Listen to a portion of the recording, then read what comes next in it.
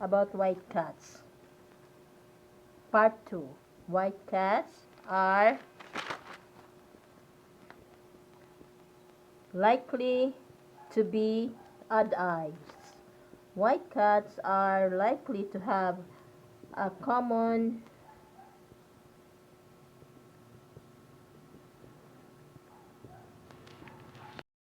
cats are likely to have a condition known as complete heterochromia, where one of their eyes is a completely different color than the other. This condition does not affect their vision, but it can affect their hearing. Fascinatingly, cats with only one blue eye are likely to only be deaf in the ear on the corresponding side. A cat born with both blue eyes can develop complete heterochromia after birth. White cats usually have blue eyes, can develop complete heterochromia after birth. White cats usually have blue eyes. Speaking of eye color, white cats are most likely to have blue eyes. When a cat is developing in the womb, it will have stem cells that travel to different parts of its body. Stem cells, these migrate to the skin and eyes through into what are melanoclites. These are cells that contain melanin. White cats with blue eyes have a lack of melanin.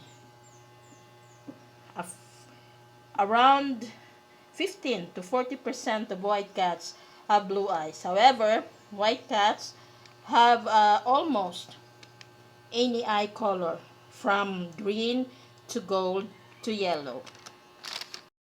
See the elderly white cat of ours.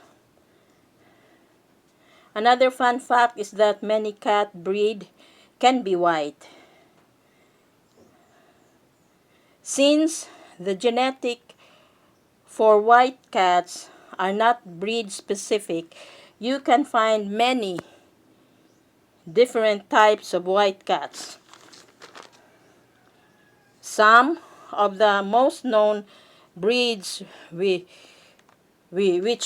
white cats are found include the American Shorthair, European Shorthair, Turkish Angora, Persian, and Maine Coon.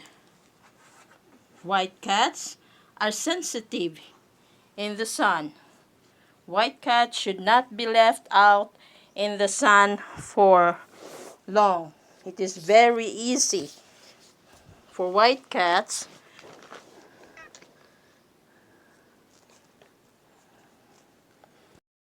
develop sun irritation or sunburn.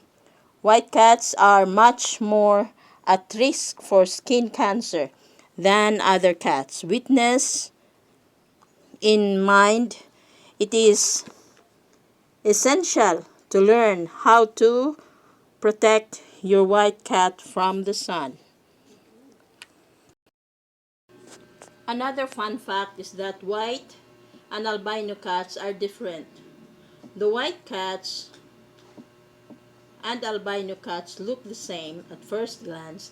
They are actually different. While white cats do not have much melanin, albino cats aren't able to create any melanin at all. Albino cats often have a pinkish looking skin due to blood vessels underneath their skin. Appearing their eyes are extremely pale blue or light blue or pink, In comparison, non-albino white cats can have any eye color. This ends the part 2 with a topic of fun facts with regards to white cats, about white cats. Thanks for watching and see you in our next video, and thanks for subscribing, that you may add up to our 838 subscribers yet. Thank you.